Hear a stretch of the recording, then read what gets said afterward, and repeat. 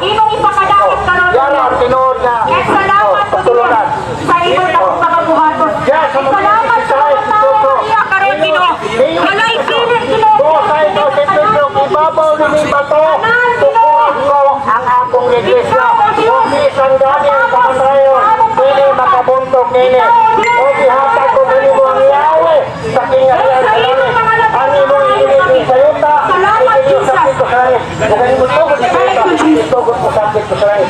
Iyon ka sa elbodo sa ito, yung iglesia sa rin. Iyon ka sa ito, ito yung spirit of hunting. Yung iglesia sa rin. Ang labis pubis, ito yung iglesia. Omnibus, Osquiat, kusaman dyan ang Sisarkok pa para sa inyo ha. Adhon sa Mateo ni Christ Cristo, mulay kisulasunan ni Cristo, mulay kimisunan ni Cristo, mulay kipawanan ni Cristo, mulay dapat ko singin, o haleluya, lalo man kay naa, noon sa pagtulunan, wala sa inyo, wala sa inyo, hindi ka mo may ito ko di Cristo, hindi ka mo may ito ko di Cristo, kung dili, ang ino ko ito ko di Cristo, muna, tawag, Mateo ni Christ Cristo. Muna na sa daot eh. Atong basahin ang pulok sa Dios. Atong karoon. Alam ang Kristo na inyong bubuhat. Mo pa ng Kristo. Yakit ka lang sa isang cross. Mauna nila. Mag-ikot bahay kita. Kalanggong kagitan sa Diyos. Hindi mananggong ba? Ako sa mananggong ba? Ibig utang. Kung kamo mismo, ako mahigog na. Kaya kung tinapay na ito, pagiging mo mga rin sa lugar, sa mga sito. Kamo mismo ang nangyari. Unya mag-ikot mo ba? Di sama. Di ba kitamakan ninyong tinatagok ba? Kaya kung tinawag pa, kalikog mo sa inyong isang katao. Hindi mo may katulong mo tulong mo rin. Kalulong mo. Hindi inoon, nagpatulong mo pa. Kung dili ang inyong kasina. Kasina mo. Hallelujah. Kasina ninyo. Silikot pa. Kaya kung tinutagok mo na, wala utang mo. Nasayod bang yun mo. Sa kinilugara. Pugaran kini sa mga kanang kitawag. Mga kapuliso. Ang matulog sa kumpara mo. Dito sa mga mabulang sa inyo. Wala unta mo buwan eh. Ang inyong mga pulong. Kung inuulit ko pa. Kung inuulit ko pa. Dito mo makibo niya eh. Dito ka mo sunahan. Kumeka. Nakakita yun mo. Nakamunta na. Gano'n maganda. Hindi mo maganda. Makita din natin grabe ang atuang. Atong karoon. Ang problema sa nato. Unsay kulang. Umingon ta. Mga pride naman ang Senado. Mga pride naman ang Presidente. Pero unsay kulang. Kabalunod, unsay kulang. Wala doon po labot na ilabot no sa itong gobyerno. Ako na po labot na ako ilap ng dere. Kanang inyong tundok, tinuod ba na? Sa ingon pinatuloy. Ha? Kanang inyong tundok pa, tinuod ba na? Hindi ko maglabot na ng sa tuwan. Anak kong pakialaman, hindi atong takbo. Kasi kita ang gobyerno eh. So kanang inyong ibuhat, nagsutak-sutak mo sa ulo, tinuod. Dahil tinuod na simbahan katoliko, yan ang nagtukod yung tugin nyo. Ano tumaga ninyo? Ako naman ang inyo pagkakuan po, wala ako na. Hindi mo lang tinuod sa Kristo ninyo kakuan. Ang tinuod sa Kristo. Damas katoliko, wamas ninyo. Muna yung labing klaro pagkasulti. Pero kaya lang kita. Hindi na basta-basta. Kananga po kayo. Ngunit naman ninyo. Upo sa katinuod niya kung isang kayo. Mangugat, mamugpagunta. Wakoy komunikasyon na na. Wakoy tulugan na na. Ang ako niya. Kung tinuod pang kupa ng inyong isangyaw. Wala akong tanong. Pero sa libuan nila. Dahil ba magugong at hindi ka kita.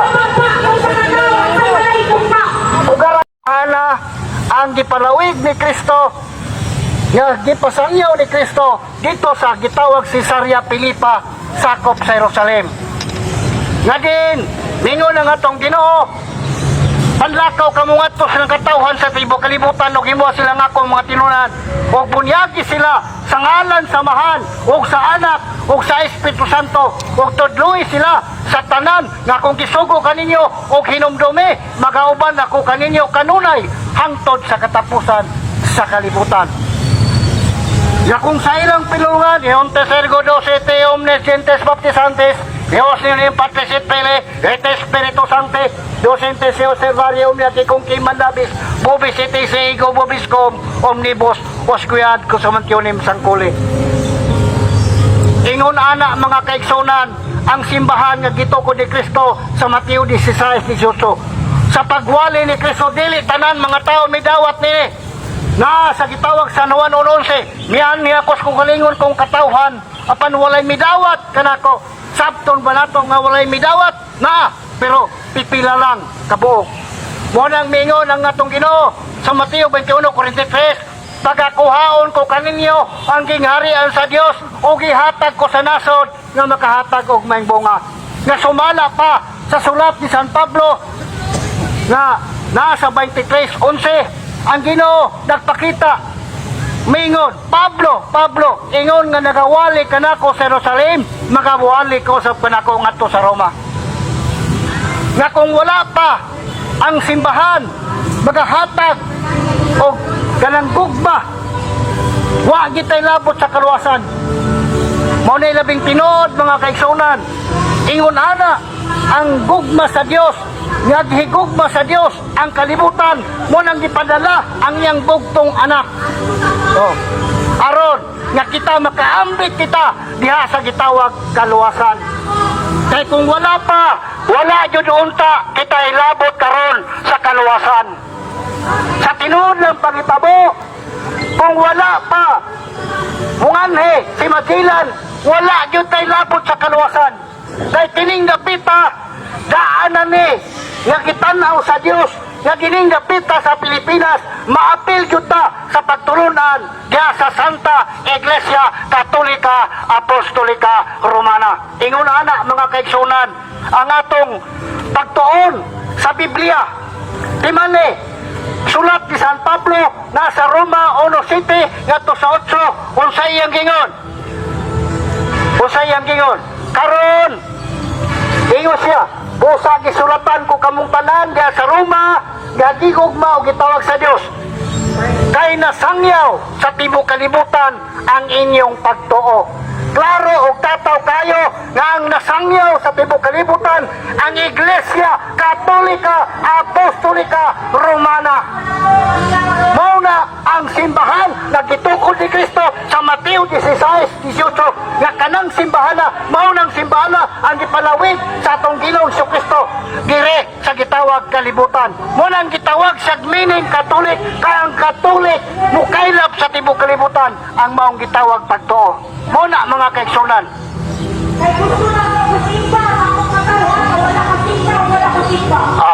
Wala ka simba rin. Para ako'y patahan sa mga reliyon. Wala ka simba para mga Kompetensya mo. Tawagan ako ni si Kuan. Okay. Mauna mga kaigsunan. Ang importante manggodan mao ni. Isa ko lang po sa mga pagkakitahan kapag nakabisi ninyo, nakapagkita o pawarta. Pero hindi ko mga Mo man ni gabi siguro katong ibalos. Importante. Mo na gabi. Kung relihiyon man gani nga tong isgutan, ang importante na kas tinuod nga relihiyon. Kay kung wala kay relihiyon, Pinahigod. dili yung ka paminaos Ginoo. Kadto pong relihiyon nga tinuod, ayaw tong relihiyon nga piki. Kay dunay mga piki nga relihiyon karon mga panahon na. Ang importante manggod nga makuha ta, maidog kita sinuod nga pagtuunan.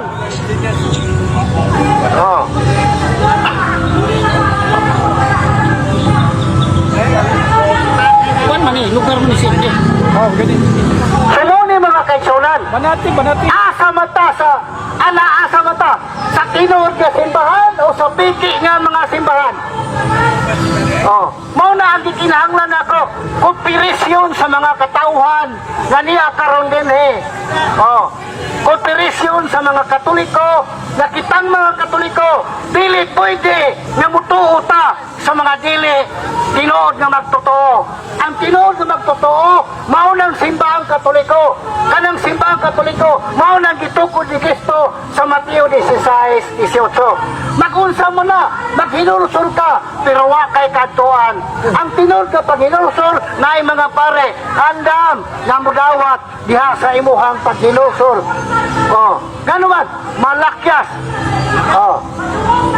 Ato nang mabasa, mga kaigsunan. Ibalo si gabi.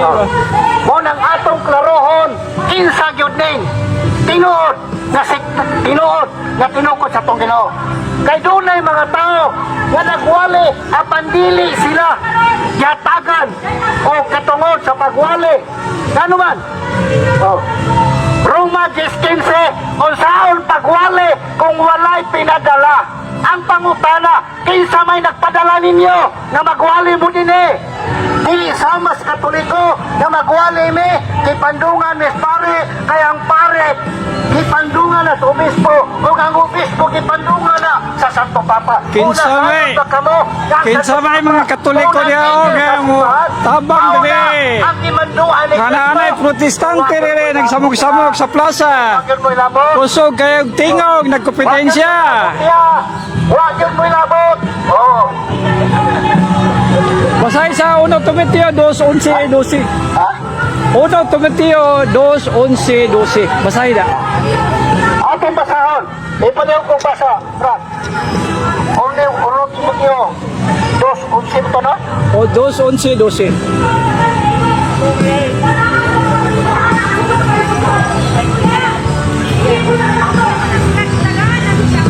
Wala. Ako sa tawagan si Juan Bro Dilio. Bro, ako sa tawagan si Bro Dilio na may nagsamok-samok diri. Ako sa patyon. Roma, Efeso, no? Corinto, no?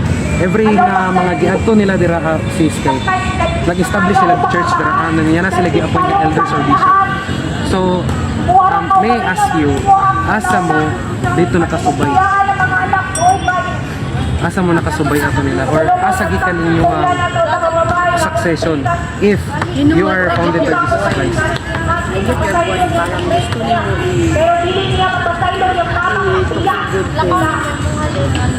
you are questioning my faith, our faith. Opo, kay nakabutang po sa 1 Peter 3:15. If you truly love Jesus Christ, you must answer the questions regarding your faith. Yeah.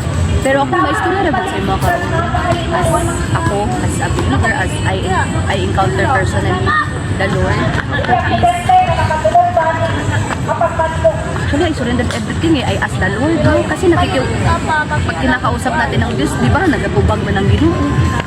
The Lord is with us. Actually, He is guiding us. He was teaching us sa mga tubod sa dagat struggle sa life. But ako sa nasabtan ba ako? Abot ani ako ang belief. Kasi matter sa religion. Importante ang relationship sa Lord. It matters po, okay.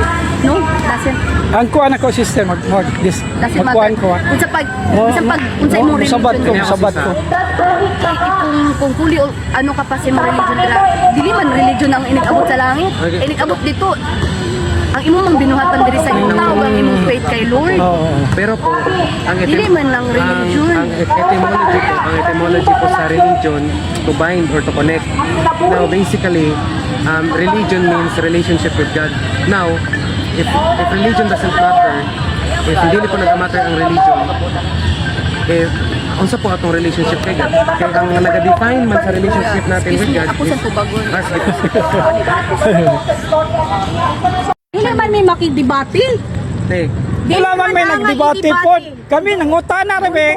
Napig-dialog niya nga bawal public ko. Public ni, anong bawal man? Vlogger ko, bawal? Ha? Membro ko ni Mita, bawal?